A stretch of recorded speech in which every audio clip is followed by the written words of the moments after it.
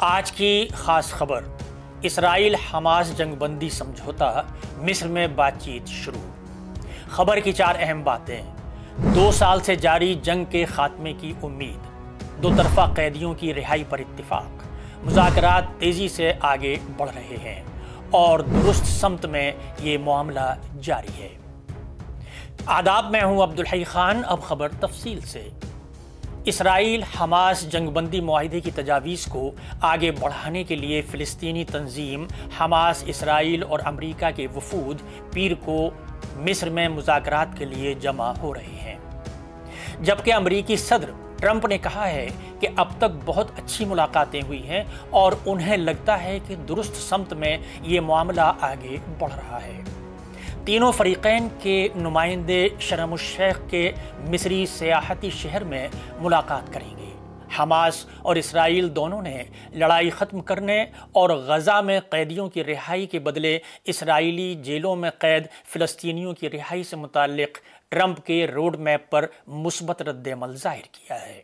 اگرچہ تفصیلات طے ہونا باقی ہیں، ایک سینئر حماس عہدیدار نے میڈیا کو بتایا کہ تنظیم جنگ ختم کرنے کے معاہدے تک پہنچنے اور زمینی حالات کے مطابق قیدیوں کے فوری تبادلے کے عمل کے آغاز کے لیے بہت پرعزم ہے۔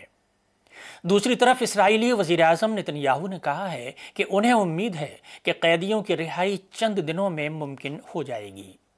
اتوار کو ٹروتھ سوشل پر پوسٹ میں ٹرمپ نے کہا کہ یرغمالیوں کی رہائی اور جنگ کے خاتمے کے حوالے سے حماس اور دیگر فریقوں کے ساتھ بہت مثبت بات چیت ہوئی ہے۔ انہوں نے کہا کہ مذاکرات تیزی سے آگے بڑھ رہے ہیں اور مزید بتایا کہ پہلا مرحلہ اسی ہفتے مکمل ہو جانا چاہیے، اور میں سب سے کہہ رہا ہوں کہ تیزی دکھائیں۔ ٹرمپ نے معاہدے کو حتمی شکل دینے میں مدد کے لیے 2 نمائندے بھیجے ہیں۔ دوسری جانب حماس نے اپنے ایک بیان میں بتایا کہ اس کے مرکزی مذاکرات کار خلیل الحیہ اتوار کی شب وفد کی قیادت میں مصر پہنچے، جبکہ اسرائیلی وفد آج مصر پہنچ جائے گا۔ اتوار کو امریکی وزیر خارجہ مارکو روبیو نے مذاکرات سے قبل اسرائیل پر زور دیا کہ وہ غزہ پر بمباری روک دے۔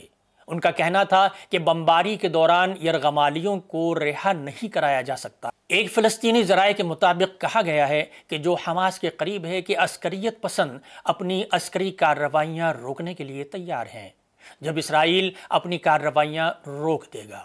امریکی منصوبے کے تحت نہ صرف جنگ روکنے کی بات کہی گئی ہے، بلکہ 72 گھنٹے کے اندر زندہ قیدیوں اور مردہ قیدیوں کی لاشوں کی حوالگی شامل ہے۔